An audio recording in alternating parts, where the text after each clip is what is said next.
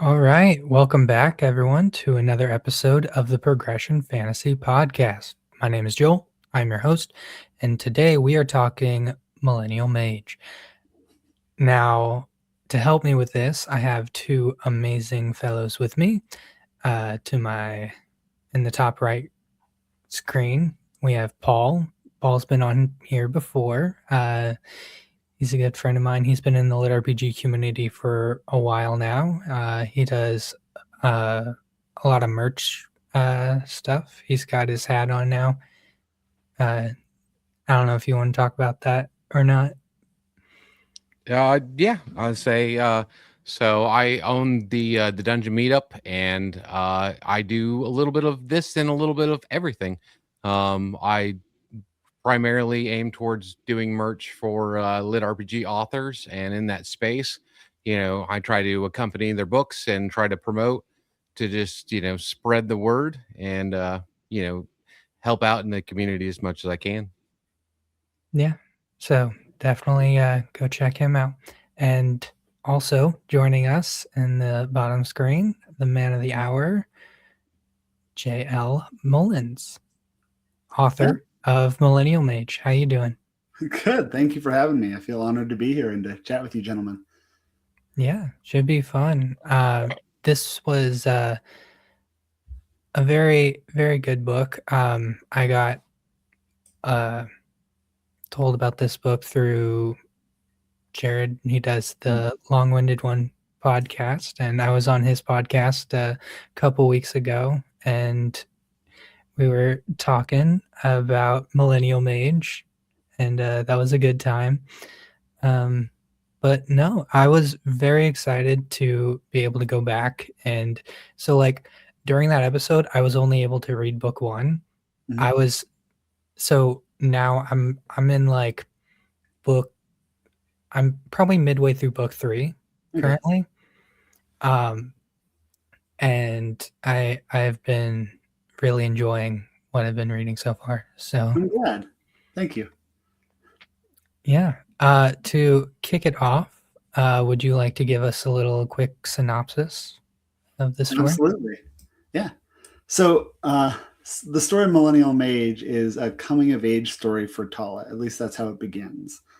She starts the series as a new graduate from the Magical Academy, and she's looking to bluff her way into her first paid position. You learn pretty early on in the story that the way the society is set up, she really should be in a low level entry position, but she has the skills and believes that she's capable of doing more. And so she kind of finagles her way into a full higher level position. And then from there, the story follows her progression through previously hidden levels of advancement as she explores the dangerous world that's called Zine. Yeah, sounds about right. I do make some mistakes, but No, that's pretty accurate, and we'll get into a little more of that later. Paul, I am really interested to hear what your take is because we haven't talked about this yet. What are your thoughts on the book? So, I mean, one, it being narrated by Tess Irondale, it was really good. I enjoy her narration. So it definitely was easy to get into because before now I've only read book one. But it was a good read. I enjoyed it. It was kind of a fake it till you make it kind of situation. She was like, I'm just gonna bluff my way through this, and definitely like encounter some you know it's situations, I would say, throughout the book. But it was interesting to see like how she progressed through it, and like how she interacted with the world and stuff like that. So I mean, I really enjoyed it. I had a fun time with it. well, thank you. Yeah, there's definitely aspects that I love and aspects that I wasn't as not used to. Let's put it that way. So I would say like normally we're used to a lot of like, at least me, I'm used to a lot of like fast paced series.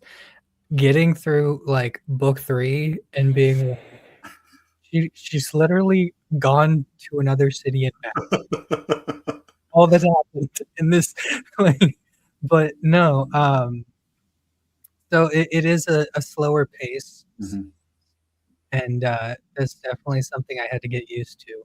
But there are also aspects that I really enjoy. So like the slow pacing allows you to uh, develop the world Mhm. more, and I love world building. I love the mechanics, the magic, like everything. So those are aspects that I just fell in love with the story. So Well, thank you. yeah, um, I mean, was there any aspects that you really enjoyed, Paul? Um, so I mean, I did like, I would say like I enjoyed the kind of like coming of age type story. Like, it wasn't the immediately like just an overpowered, like, immediately she had some crazy power that just makes her so ridiculous that she, is unstoppable. So like I like the like, I don't know, I guess the humanity of it, the fact that, she is a believable character, and she's, like, while she does, find advantages, she's not just so OP that it's like, okay, well, this is kind of pointless in the fact that there is no stopping her. So Mhm. that I enjoyed that part of it. Like the introspective of, her having gone to a mage academy and coming out and being like, having to like to figure it out. Um I don't know. It's a good story. It's like, it's it makes me want to know more about her, and not just like, not just what she does, but who she actually is. Yeah, she's definitely been a fun character to write as she's developed through both through the years on my side and the years on her side. Um, and it's really funny to see. I mean, I imagine you all have interacted with the Royal Road quite a lot, and the community there is it's a great community, but also they'll tell you what you think or what they think. And it's been really fun to see some people come in and be like, no one would ever act this way. Like, what's going on? And then someone else comes in and says, I had a grad student roommate. This is exactly what they would have done, like to the letter, and just kind of the fun back and forth with that of sort of. I personally think that good stories reveal aspects of humanity that we may not have been exposed to just in our normal lives. And I think that when Millennial Mage is at its best, it does that at least a little bit. And I've had some people tell me that they really appreciate that aspect of it. Um, it's funny you talk about the slow pacing of the slice of life. That a lot of that is, especially when I started. I've been writing for years in a non-professional capacity before Millennial Mage was really the first story that took off. Um, and I had always had a hard time striking a balance between like, well, let's get to the story or let's like get through it. Like, how much do you actually tell? Because there are some stories where it's like, well, and they woke up and they stretched and they did this and they went to the bathroom and they went and they ate this. And like in some levels that can be fascinating if it's a different world. But then like you just said, Joel, it can also be like, wow, this is really minute. We're going through it at Mhm. every step. And so with Millennial Mage especially, I tried to lean into the aspect of having the reader come into her life so that even when we move to the parts where it's no longer like telling you everything she's doing, because you've seen her do so much, you can be like, oh, well, I know she did this. Like, I don't have to be told that she brushed her hair this time because I know that, like many people, especially many women, when they wake up in the hair or in the morning, one of the first things they do is brush their hair and make sure that it's not going to be a tangled mess, especially with longer hair. Obviously, shorter hair, not so much. But so just things like that, trying to establish it. And I mean, different people say I either leaned in too much or like, why didn't you say more? And I think it was a reasonable balance and a lot of fun. And with regard to the world building, that was a lot of fun. I loved doing the world building. And I think kind of taking the almost the tropish video game thing of, well, the wilds are dangerous but the cities are safe. It's like, well, why? Like, why would that make sense? Wouldn't the people want to, like, hey, that wild is right next to our city. Why do we let monsters be there? And so kind of trying to figure that out and like, why would that be that way, and kind of building from there. It was a lot of fun. I mean, if I had any like perspective as far as like what should or shouldn't be like might be too much to include is probably like, I don't know, you probably don't need like a dinner chapter like every 4 chapters. See, that's a But, funny thing you is know. you say that, and I would say I grew as a writer in not having so much food talk later on, but I have had multiple readers come to me like, why isn't there as much food mentioned? I loved when it would go into the food. And I was like, really? Like, I had fun writing those, but some people really didn't like them at all. No, I do hear you, and it's a funny thing. I actually rewrote the first 80 chapters of Millennial Mage probably close to 8 times, like almost from scratch. And at some point, my wife said, just like, you got to post this, like get that out there, or just move on to something else. And so 100%, if I could go back right now and rewrite it, I'd do it differently. I don't know exactly how it would land differently. It might be that I would totally mess it up and no one else would like it but me. But it's the funny thing of, yeah, it's hard to look back at something you've done.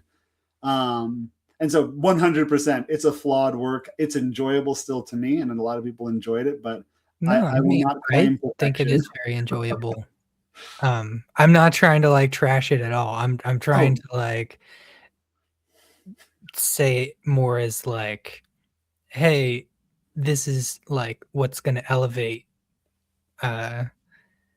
your writing. Like, I want you to do well. I'm trying to be positive and also critical at the same time. It's a hard balance to strike. More than fine. You could say, Josh, stop talking about food so much. Don't write when you're hungry. Yeah. I'll make a joke. It'll be great.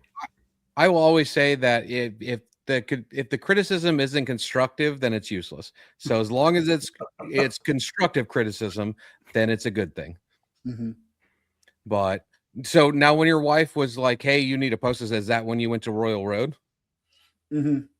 Basically, that's when I started posting in Royal Road, and it was a huge blessing, the timing, because I was reading on Royal Road, but I was still very beside the space. I wasn't delving deeply into it, and it was more like, I'll post this, I'll like get some feedback, maybe improve it some, and just by the timing of things, I started posting it like right before the write-a-thon that year in November. And so it happened to come out with a lot of other stories, and when people were in a place of looking for new things to read. And so then that went through November, it worked out pretty well. And then in December, C. Mantis, the writer of Path of Ascension, he actually he reached out to me and said, hey, I've been reading your story. Like, I like it. Are you okay if I like shout it out? And I was like, what's this? What's going on? Okay, sure. And like he posted it, and like that brought a lot of readers to it. And Selkie from Dragon Eye Moon did a similar thing. And I genuinely credit a lot of the people who came over, especially at the beginning, to their shouts and them kind of plugging my series. And I think I try to do similar shouts when I can, because I want to pay it forward. But it's definitely, it was a kindness and the blessing, and almost like a happenstance. It's not that my writing was so great, everyone who read it like wanted to share it. It's like, no, just a couple of really kind people with a far reach were willing to point things my way. Yeah. I am definitely very interested in getting further in the series. Like where I am in book 3, I'm like, can she become an Archon already? Like, she's talked about it so much. She's like, yeah, I'll probably do that tomorrow. I'm like, and I was trying to channel what I had both in my own life and seen of people around me, that so often, even nowadays, when I read in progression, fantasy, and lit RPG, the people are almost inhumanly like not only motivated, but like on top of things, because obviously the author has like a checklist beside them and they're making sure they go through it. And that especially makes sense when there's like this world ending disaster they have to go. Obviously your mind's going to be on the Dark Lord and what you need to do to destroy him. But in someone's daily life, there's so many things like, you know what, that would improve my life. I'll do it tomorrow. And I tried to, again, like you were saying, Paul, trying to make her a believable character in a world with, in a magical world, which is actually a funny thing. I'll slightly tangent that and then we can come back or move on. But in Harry Potter, like when I was reading that growing up, it always bothered me so much that people were like in the story were getting down on Hermione, because it's like, anyone who discovers their magic, that there's magic when they didn't know about it before, like they're going to act that way. Like, this is amazing. And I felt that it was like the least realistic part was that more people didn't act like Hermione when it came to like suddenly discovering there's magic and wanting more of it. But so trying to find someone in a world where they've known about magic since the beginning, they've even now had years and years of schooling in it. So it's not, well, it's still like exploration for them. It shouldn't be like this special thing of like, oh, every single day I'm going to do as much as I can to gain more magic. It's almost become like every single day you and I could go lift weights and we would be stronger and we would be able to do more, but we don't go and lift weights every day, do we? Yeah. If that makes sense. I mean, as a character, Tala is definitely driven more by her curiosity, and just, which is a way that you use to like explore the world, and having her discover it with like the different items she finds, the different like magical like berry juice, and like the animals, you know, Terry, I think that's his name. Yeah, he is the best bird. He is a good bird. Terry the Terror Bird. Mm-hmm. Which speaking that's actually a funny trope. Oh, go ahead. I was going to say, speaking of names, she has this, I don't know, this penchant for naming both animate and inanimate objects.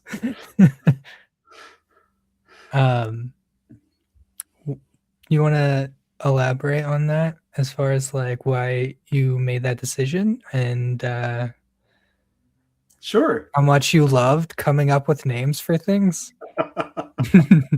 Sure. Part of it is, I think you're probably referring to one, Terry the Terror Bird. Then she has a dimensionally expanded pouch that she names Kit, and then her knife that she names Flo.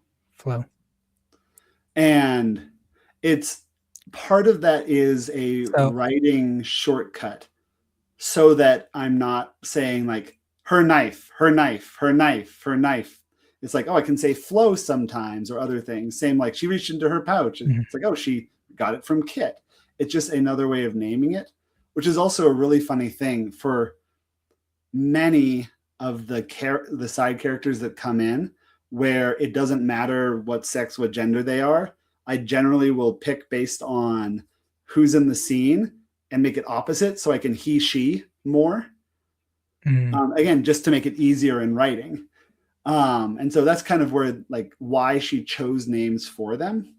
And then the names themselves, I feel like there's a fun or funny trope in lit RPG, progression fantasy, and a little bit less so in fantasy overall, of main characters just being terrible at naming. And so I tried to both lean into that a little bit, but also give names that I thought were punny and like still at least reasonable. I'm honestly surprised you didn't give her dress a name. You know, after all this time, it would have been convenient if I'd ever given it a name. I'm not sure what it would have been, though. Yeah, I'll have to think about that. Maybe Toonie is like tunic or something. I don't know. Now, Josh, are you a pantser or are you a planner? See, that's an excellent question. So because I know that's oftentimes kind of put in those two boxes of like pantsing or plotting, and I think like you said it there, whether it was a slip of the tongue or on purpose, a planter. Because I would definitely say that I like that very much, like almost like a gardening, where like I try to plant things and plant seeds and like put it where I think I want it, but oftentimes what grows isn't what I thought would be there. And then I just kind of also other things grow like I don't remember planting that, but yeah, it fits there, so I'm not going to rip it out. And so yeah, so I think that's kind of what it is. Where overarching, um, I definitely have things that I'm aiming for and things that I'm trying to nurture and move forward. Um, but I also am trying to let the story breathe and move where it wants to go. Um, I mean, as an example, like I did not fully world build everything before I started writing, but I tried to kind of mirror the way that I was learning about different aspects of the world growing up, where like I didn't know what it was, but I could see like outlines of it. Like something fits here. I don't know what. It has kind of these features, but I don't know what yet.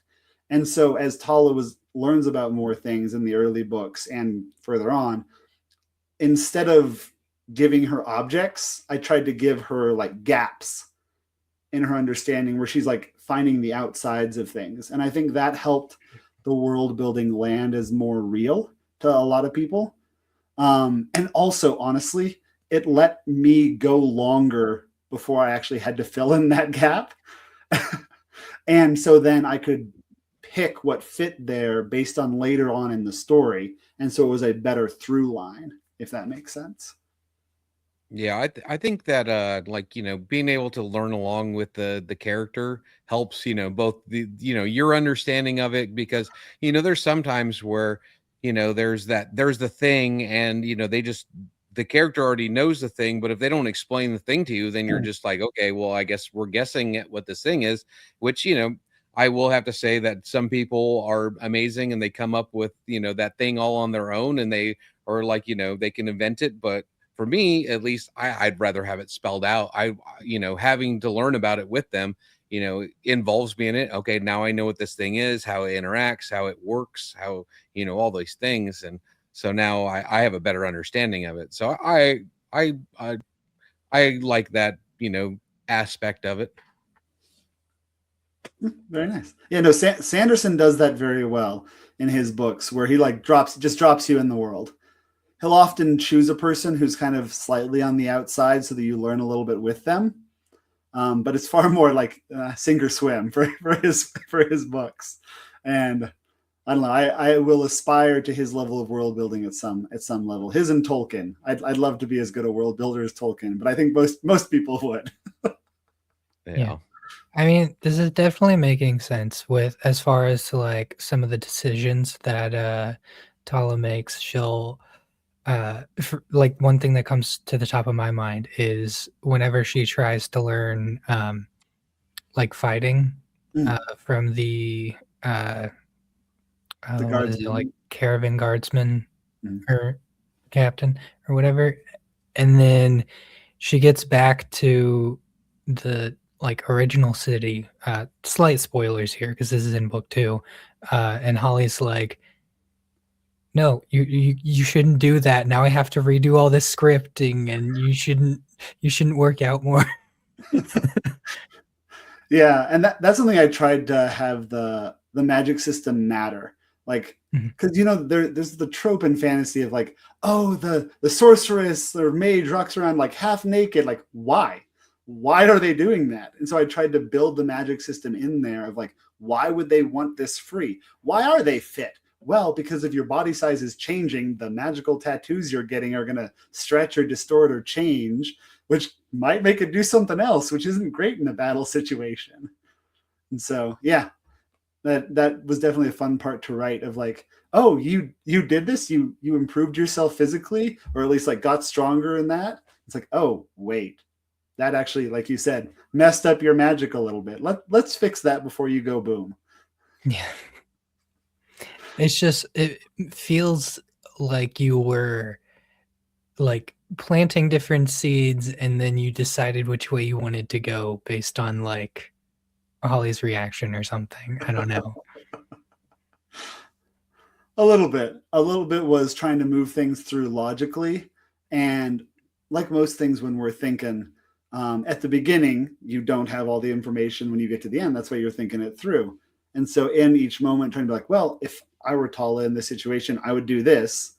And if that was happening, this would happen. And that would, oh, wait, that means this would happen. Oh no, that means this would happen.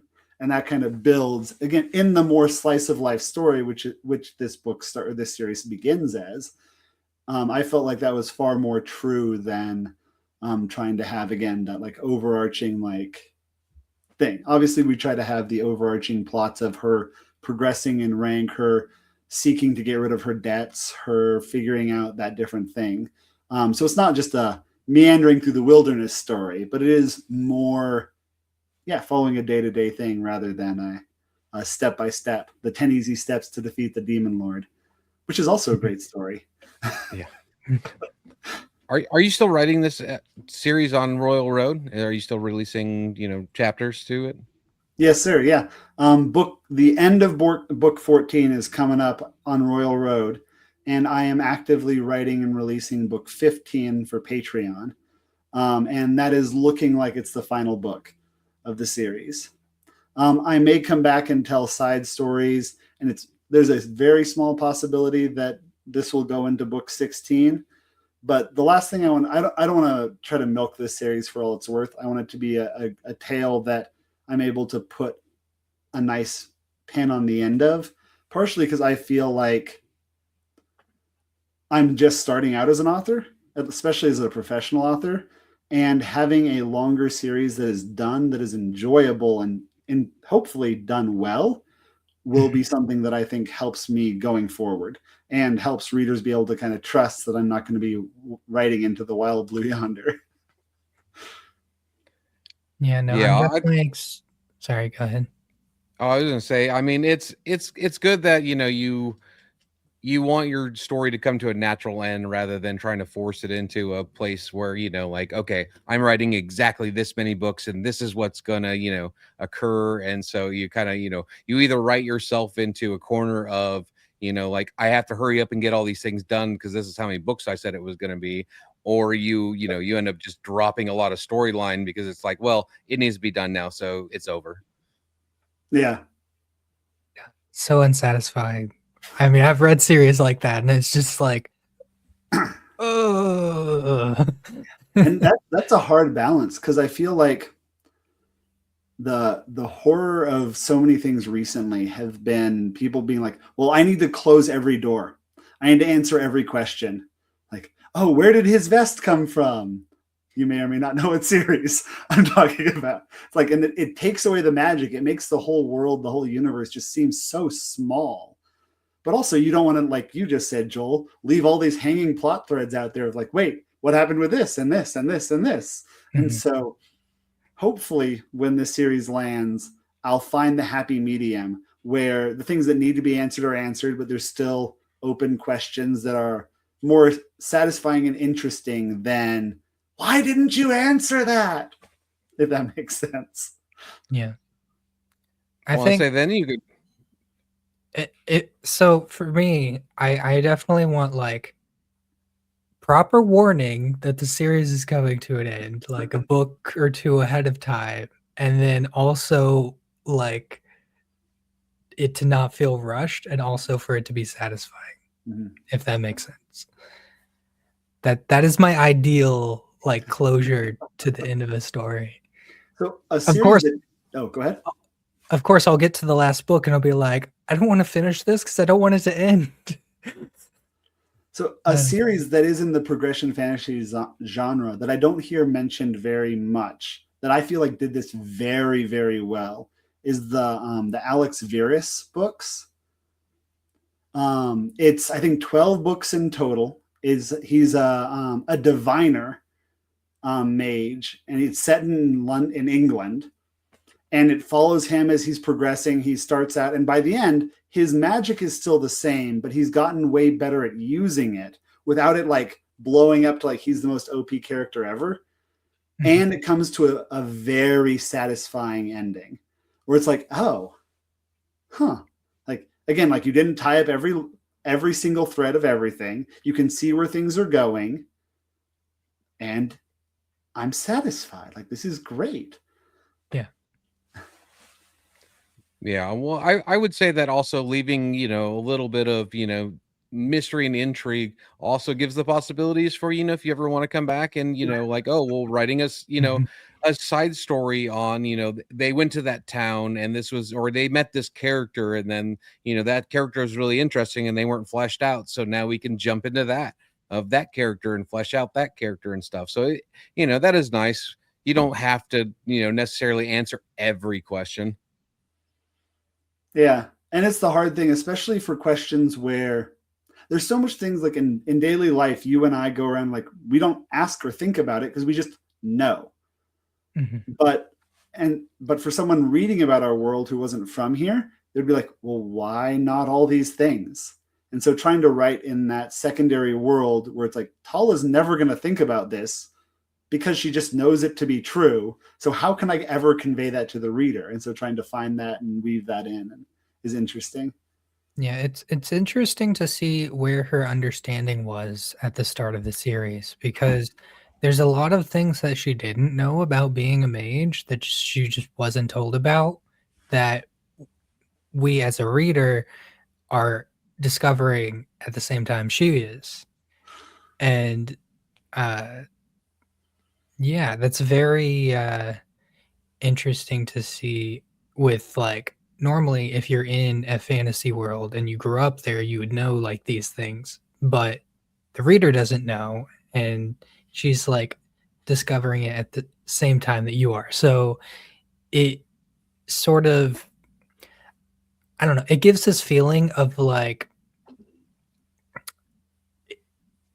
the magic in the world building is actually magical, if that makes sense, because like it's something you don't know about and you're learning, and as you are learning the magic that it, and you don't know everything about it, you sort of go off on this like tangent of like, oh, what if this could happen, or this could happen, or that'd be really cool if this was a thing, or like you could do this with the system, or like whatever. And I think that that aspect of like limitless possibility just makes your magic systems like next level. If that, yeah. I agree. Yeah, thank you. It's a fun thing. And I've had several people ask me, like, oh, what would an inscription actually look like? What would an inscription set look like? And I've had other people, I've been honored to have some people actually get like tattoos of some of the book covers. And they like asked me like, oh, if I had magic that did this, what would the inscription look like? And my answer is, I have no idea. I'm not a visual designer. If I tried to do it, if I tried to impose it on your imagination, what I came up with would be worse than what you're imagining right now. So we're just going to leave it in your imagination.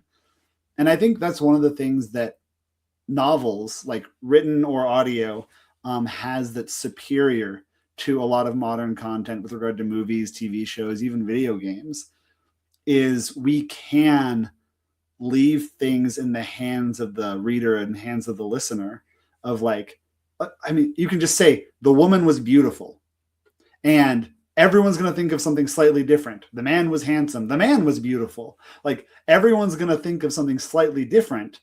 And I don't have to try to convince you of my image. Whereas as soon as we put an actor in that role or an actress or even like a 3D rendering for a video game, it's like some people are going to agree, maybe even most people will agree, but some people will be like, why? I mean, that person's ugly. They're not my type at all. And so it is again, like one of the benefits of this medium. Yeah, I know from talking with a lot of voice actors, something they're wary of doing is like putting music into the books, is because one, that's going to have a huge inspiration going forward if this like series takes off. Sorry, my dog is like going crazy. Oh, But yeah, so I don't know. so Paul, It's when definitely you're a struggle. doing merch, do you ever have that issue where someone comes to you and says, "Hey, I want this thing from my book, make it happen," and you're like, "It's a word description. What do you want me to do with this?" I will honestly say that I am not an artist. I can take art and make it into an object. I can, like take that artwork and make it into a three-dimensional wearable, item. But actually coming up with the artwork is beyond me. I'm lucky if I can make stick figures and, that kind of stuff. But now I can take someone's drawing and turn it into, metal art, or print it on a t-shirt or do stuff like that. But I will, hands down give it to artists.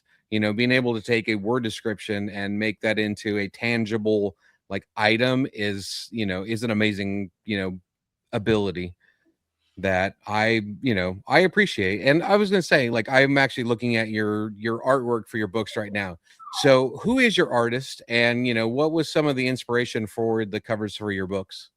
Absolutely, yeah. Cart Studio is a studio out of Asia. I actually don't know which country they're based in, which maybe I should, but I don't. And that's one that Selkie from Dragon Eye Moon pointed me toward. And I think that most of the covers for those books, for Dragon Eye Moon books, came from them as well. And with regard to the inspiration for the covers themselves, I tried to find a pivotal scene or concept from the books to make it work. So to be clear, these are the fully colorized, more fantasy images. For the paperbacks, for the first 6 books, there's also an iconographic version of the cover, which I apologize, I cannot remember the name of the artist who did those. I actually had Dakota Kraut of Mountaindale Press helped me hunt down and get those covers done. And I apologize, I can't remember the name of the artist who did those. But it is funny because those did less well on like Amazon and Audible and whatnot. But I actually have a significant enduring readership of people who say they only came and started listening because of the iconographic covers in the first times. So it's kind of like this balance of you'll maybe catch more, but you might catch different. And yeah, it's a funny thing. Yeah, it's been interesting to see how covers have evolved, like from like the start of like progression fantasy as opposed to now. Mhm. Oh my gosh. Sorry, I need to step away from the mic for a minute. More than fine. You take care of this for a bit. Yeah, no, we'll chat. Yeah, I was gonna say, yeah, I'm looking at the like the book covers on Amazon, and I mean, so it looks like they mostly just went from the full color, to a much simpler, like almost like a vectorized, what I would call a vectorized graphic. And I mean, which makes it simpler for, I'm sure, for printing and stuff. But I would still say that they kept the inspiration of the original artwork. So, funnily enough, it was actually the other way around, where we did Okay. the iconographic covers first. And Mm, then when I went to Cart Studios to kind of redo them, I sent them the iconographic and said, "This is the idea of what I want to make, but mm, with, again, more detail and more." But you're right. I think most of the time when the images are done, when those things are done, you do go the other direction of a more right. detailed image to the iconographic. Yeah, Sorry. it is pretty funny that in this situation we did it reverse of that. The iconographic covers came first.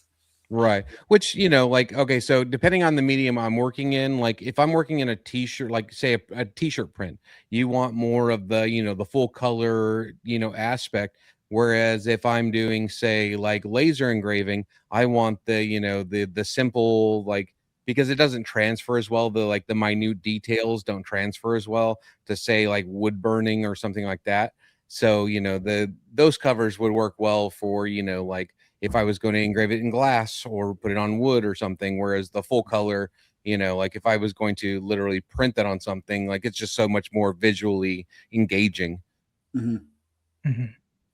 But yeah, so that's where my mind always goes to, like, okay, how does this transfer into, like merch as far as like mediums and stuff like that? Absolutely. I can see that. I mean, that's your business. It makes sense that you're thinking in that direction. Yeah, that definitely reminds me of like your earlier book covers. It's got the more like stylized black and white sort of. I feel like that would be a lot easier to engrave into wood. Yeah. Now, so on you say you do Patreon and so your Patreon and then the Royal Road, and do you have a Discord? Yes, well? sir. Okay. So now how much of those would you say have influenced your book at all? Like, I know that, some authors do like polls where they put up polls and, we'll say, hey, like, here's a few ideas, like which one do you think is the best? And then whatever their audience picks, they run with, like, so have you done any of that stuff? And like, how much have, those different mediums influenced your writing in the books?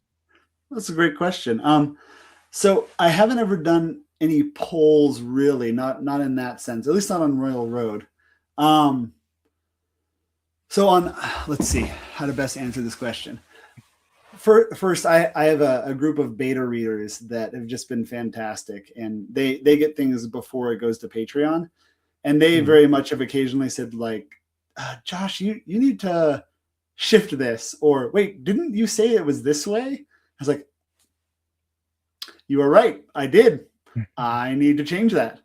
Or they've made suggestions, or occasionally I've gotten, or I should say, Tala's gotten herself into a position of like, I am not sure what she would actually do in this situation. Like, I feel like if I was there, I would do this, but that really doesn't feel like her. Like, and then so getting kind of bouncing that feedback around. And that's kind of with the beta readers some. Then with the patrons, which most of the interaction there is on Discord. We're very, very blessed and happy to have a thriving Discord. I think it's a little over 1,500 people on there. It's been a little while since I checked, though, so it could be a little higher, a little lower. And yeah, they talk back and forth, and we have some very, very involved readers there. And I used to be able to read through all the comments, all the chats, and I would say that, excuse me, that was a strange line to pass, where at one point there was suddenly more comments going back and forth about my story than I could keep up with. Like, that was a very humbling experience of like, oh wow, this is beyond me now. I cannot keep up with this. But still, I try to drop in and occasionally either answer questions because they can flag me, or ask, or just read through and see what's going on. And there are occasional times where people said, oh my gosh, this just happened. That connected with these 6 things. That means this is coming. And I'm like, that's an amazing idea. Yes, it is. Yes, that is what's coming. It is now. Yeah. And like, I appreciate that they not only have enough of the world built in their head that they can follow those through lines, but that it's in such a way that it can come out and shift and mold in that way. Whereas like 30 years ago, if I was writing the story, I would have to write it start to finish, or at least a book at a time. And like, I hope I didn't miss anything. I hope I didn't do anything wrong, and then put it out there and people take it or leave it. And then, yeah, to Royal Road, the people there are amazing at doing grammar edits and corrections there, which it's amazing. No matter how many people you have go over even something as small as a single chapter, there's always going to be at least one error left. And then you think it's perfect, and then more people will go and, oh, yep, there's one more. Yeah. And one more. And it will always be one more. So yeah, I think with Royal Road and that's kind of how that's influenced. And then a big one is one of my Patreon tiers. I think it's actually Selkie that recommended having a higher level tier where people can influence the story a little bit, And what I chose for that is they can do a side character insert where I work with them, like hey, I want a person who has like this type of magic or looks this way or has this name or does this as a job. And kind of the caveat I put of like, well, it has to work in the world. Like if someone's like, hey, I want a cyborg, it's like, I won't call it a cyborg, but if you want someone that has like metal implants or like things like a union of flesh and technology, like we can figure that out where it fits in the world. And yeah, I've been really, really grateful to have quite a few of those through the years. And sometimes people come on for 1 month, they get their character and they never come back up to that level. And that's more than fine. I mean, that's what it's for. And then I've had one person she became I won't call her out by name, but I'll at least state that she became that top tier patron the December that I started having a Patreon. And she's still that top tier patron. And she still reads the story as it comes out. And she basically never comments in the Discord or in the chat, but she just enjoys the story. I'll reach out to her occasionally and we'll chat. And yeah, she just quietly is there enjoying it. And that's been really a humbling thing to have someone be that invested in the story for so long alongside me. But no, it's been a lot of fun. And actually some people's favorite characters have come out of that, where it's like, oh yeah, put this forward. And it's like, well, to make that person fit, they'd fit here. And what can we use that to reveal about the world? What can we use that to do it? And it's helped the story so much, I think, enable the side characters to be more than just set pieces, where there are actually a good number of the side characters where there's like hundreds or thousands of words, or other people have spent dozens of hours like building this character, and they're in the book for like a chapter or two. And that fan interaction has really, I think, helped make the whole world deeper and better. So long answer to a short question. No, it was great. Yeah, no, I would say that too. Like, it's nice having the, like now those people feel invested in, in the thing. Not only is it something they enjoy, but it's also something that they helped influence, which is nice, And also, like, I know from the, like a creator's aspect of, like having someone enjoy the thing that you made is a good feeling. Yeah, very much so. It's like I've said it before, I'll say it again. It's a humbling thing where I feel like even if no one was reading it, even if no one was paying me to do it, I still would be writing. I did it for years. And I mean, I'll say it wasn't as good then, but it's a thing that it's like, wow, because you all are reading it and taking your time and investing your resources, I get to do this as a living. I get to support my family. I get to work from home. I get to, and that's only because people are willing to read it and enjoy it. Yeah, that's awesome. So I know you mentioned Royal Road a little earlier. Would you like to talk about your other series you've been working on? Sure. Yeah, no, as I'm closing down Millennial Mage, one of the things actually that's helped me continue writing it, and something that I'm shifting over to, is I've been writing a series called Choose Your Apocalypse, where Millennial Mage is very much, secondary world, higher fantasy, and a progression story, not a lit RPG. Choose Your Apocalypse is a system like End of the World. I'll word it that way, that is on Earth.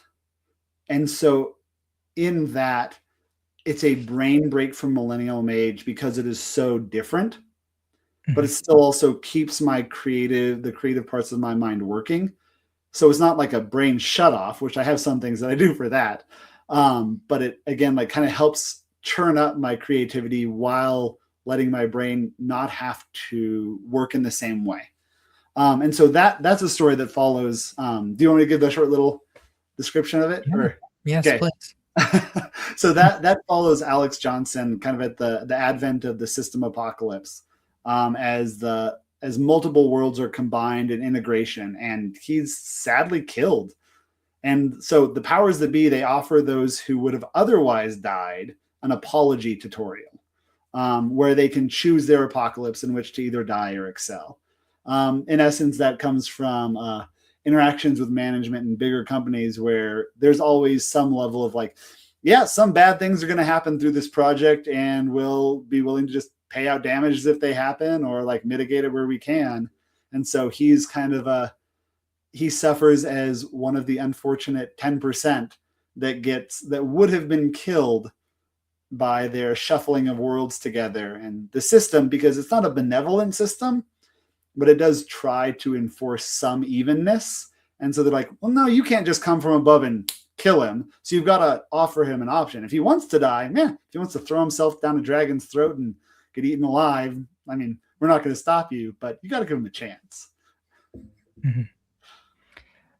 Now that one sounds really interesting. I'm really excited to read. So where are you at on that one? Absolutely. So in terms of books, I've finished writing book 1 of that. And book 1 is almost done on Royal Road. It is done on Patreon. And I'm releasing the beginning of book 2 on Patreon. With regard to his story, he's finished the first scenario of his apology tutorial, which, slight spoilers, is he chooses shambling, like standard zombies, because his rationality, take it or leave it, is, man, in zombie movies, even standard humans at least have a fighting chance. If I'm going to have magic and things, I should do great.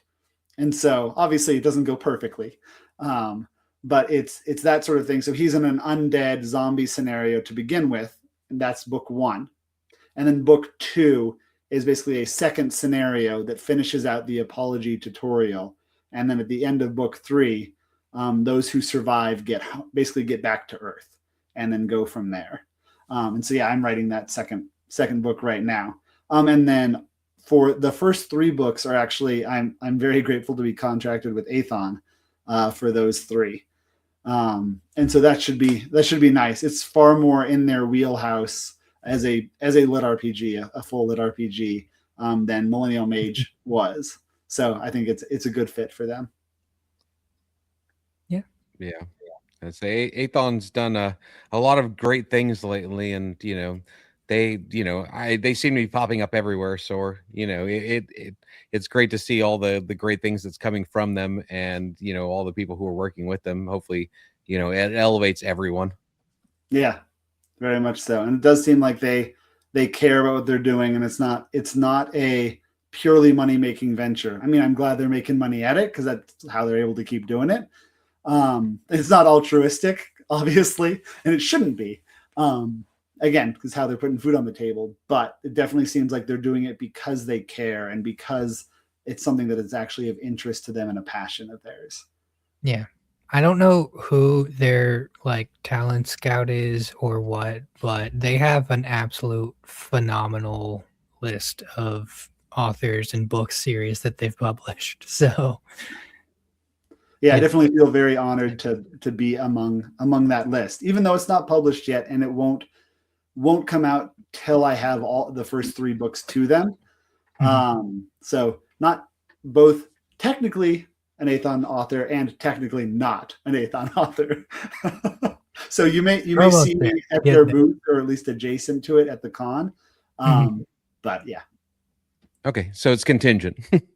Well, so not contingent, like paperwork's all signed and everything, but they're not going to start publishing until they have all 3 manuscripts in hand, if that makes sense. Yeah, I'd say that seems to be a pretty fairly standard thing. They want at least a trilogy before they're willing to publish, which as a reader, it's nice. I can appreciate all the people who do Patreon and Royal Road and all that stuff, but just reading a chapter at a time for me is like, okay, like there's a chapter, now I have to wait a whole week. I don't want to wait a week. I want it all now. So I don't know. There's some authors that just churn it out. Like I release three a week for Millennial Mage, and that feels like a lot. But then, like for Primal Hunter, isn't it like 5 a week usually? And then obviously there's ones who do even more or different. And yeah, I think So the sad part is though, is those authors have like almost created an unrealistic expectation for the rest of the people because everyone else is like, well, this person's putting out 5 a week. Why aren't you? And it's like, because that person's crazy. Like, I don't Yeah. know how they're putting out that much, stuff.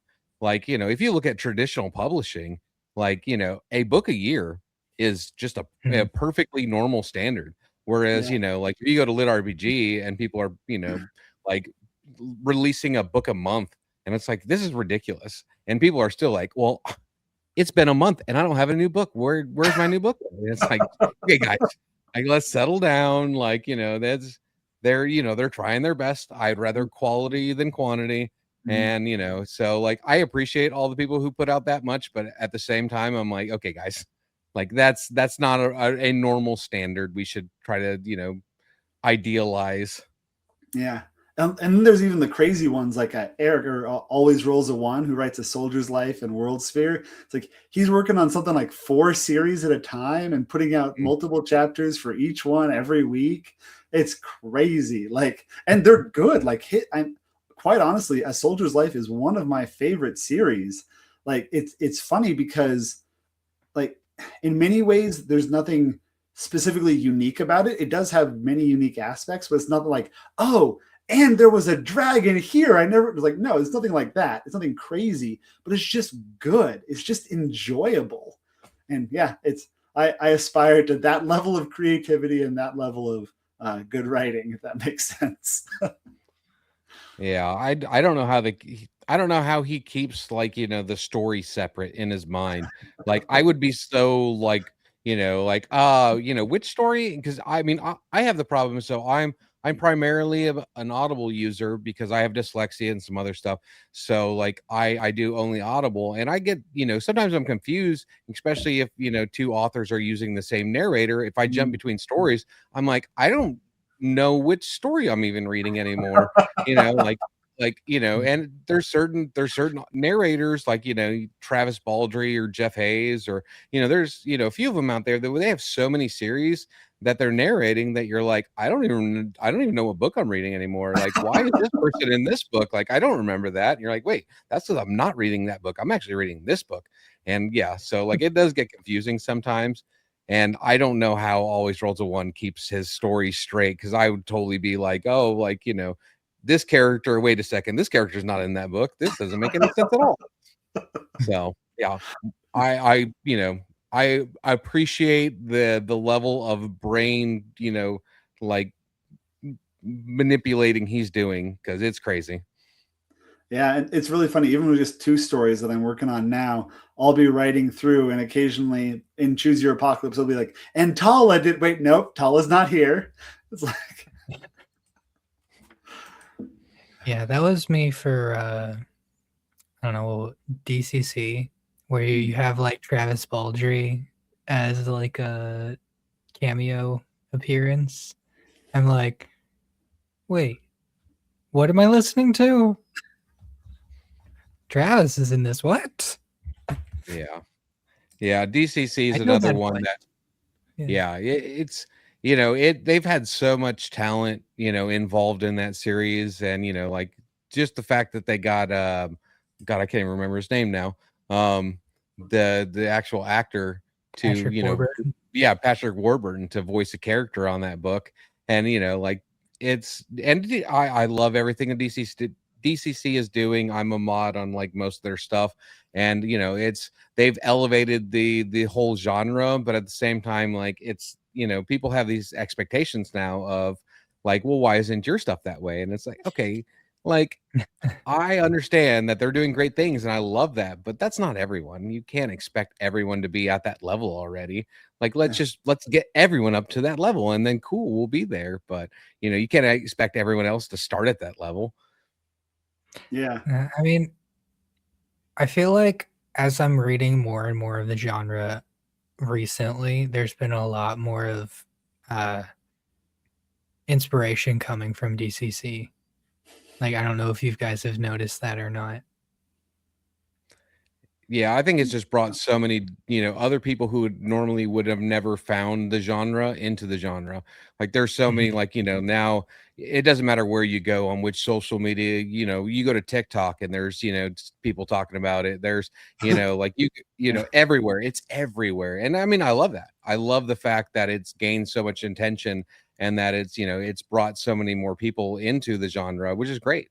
I love that. And but it's just I don't the only thing I don't appreciate is that when people, like set expectations, because of that for people, and it's like, okay, I we should be wanting everyone to reach that level, not expecting everyone to just start at that level. And it's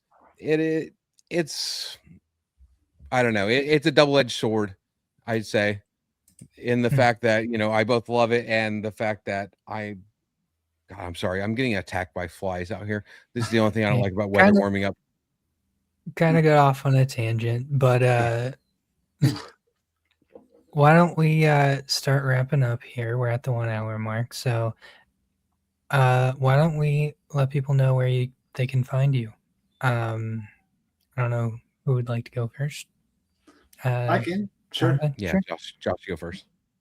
So I have my website at jlmullins.com. Then you can find my books on Amazon and Audible, the stories on Royal Road, and then we've got a Discord that we'd love to join you at. And I do my best to have people at me on Discord. I'll try to respond within a reasonable amount of time. Sometimes I'm asleep. I mean, unfortunately, that's got to happen sometimes.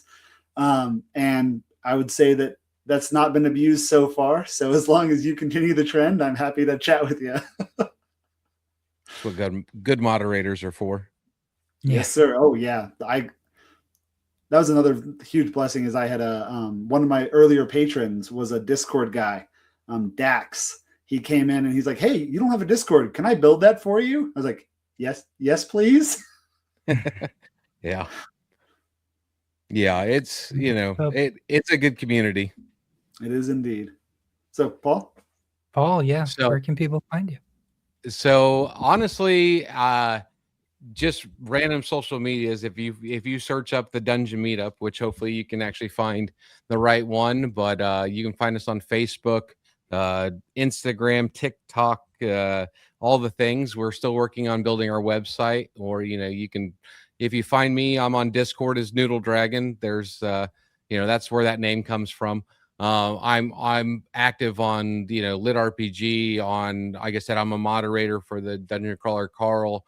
I'm around, so if you find me, and you can message me, and if it's a project you want to work on, then let me know and we can do that. But yeah, that's I hopefully a website coming soon.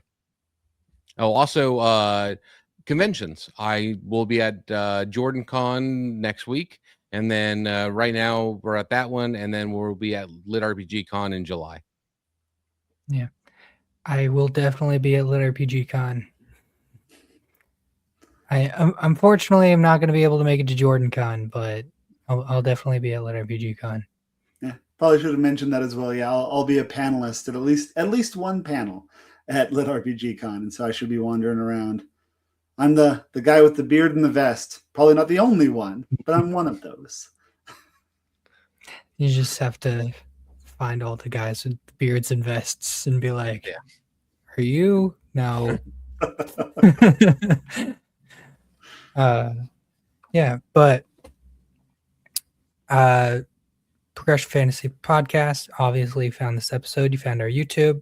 Make sure to hit that like and subscribe button.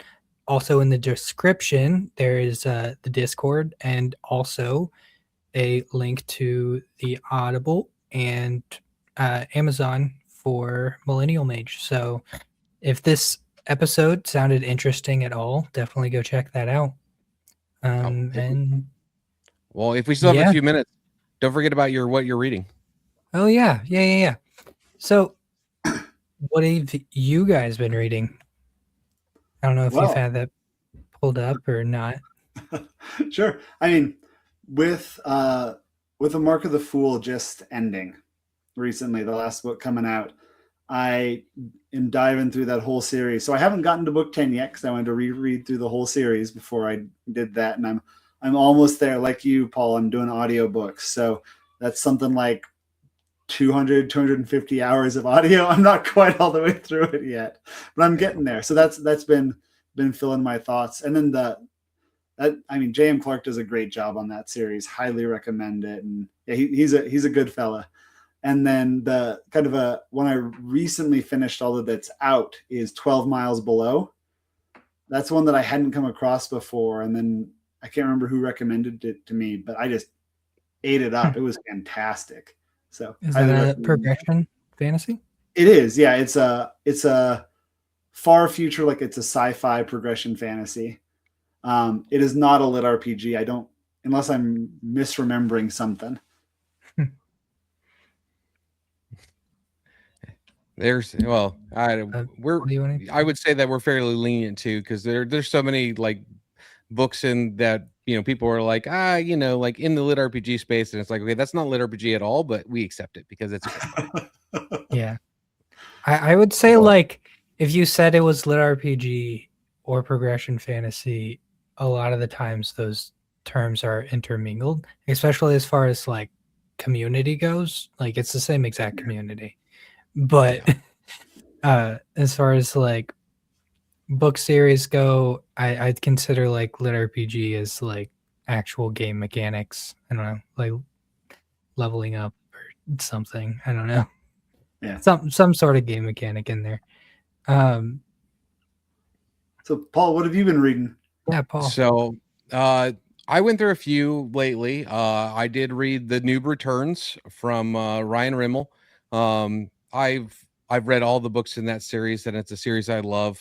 Jonathan McLean is one of, he's definitely in my top 10 as far as narrators go. And it's such a fun story. And then, of course, I read the Mageling book. I hadn't read it actually until Joel was like, "Hey, do you want to be part of this podcast?" And I was like, "Sure. Like, let me know who." And he was like, "Okay, like here's the book." And I was like, "Done. I'll read it." And so I've read that, and I want to say that it took me about 3 days to read. And so I do read I accelerated, like I'm at like usually anywhere between 1.3 and 2% speed. Tess Irondale is I love her. I do follow, like I'm on her Patreon, and I do like her work. And so, it was easy to jump into especially with her reading it. And then, so after I was finished with that, I read All the Skills, book 1, because that was another one that, I've always heard so much about. And I just have, it's been on the TBR for forever. And it just happened to be like free for Audible Plus. And so I was like, okay, well, why not? And so I read All the Skills, book 1. And, again, Luke Daniels, love him. The only book I think I've ever read by Honor Ray, but an amazing writer. And then right now I'm currently reading Stray Cat Strut by Ravensdagger. And, it was one that I was like, I really didn't like understand, I guess, what the story was about before I started reading it. And then, and I'd never read it or listened to anything by Holly Jackson before. I mean, it had Pavi Prosco on it, so that was, a lure, but I'd never read or listened to anything by Holly Jackson before. And I've been enjoying the heck out of it. It's been a great book. It's fun. It's entertaining. It's, like it's a good story. So I have 5 hours left of that book. And then, then I'll probably jump back into book 2 of Millennial Mage. And then I don't know. There's always a list. There's always, the TBR is never ending. So I hear you. I actually got a weekend off, so I didn't have an episode last week. And since then, I've been, I didn't listen to a whole bunch, but I did I stumbled across a new series called All the Jobs and Classes. I just wanted one skill, not them all. And yeah, it's literally that long of a title. I just call it All the Jobs and Classes. It sounds like an anime title. Yeah, it does.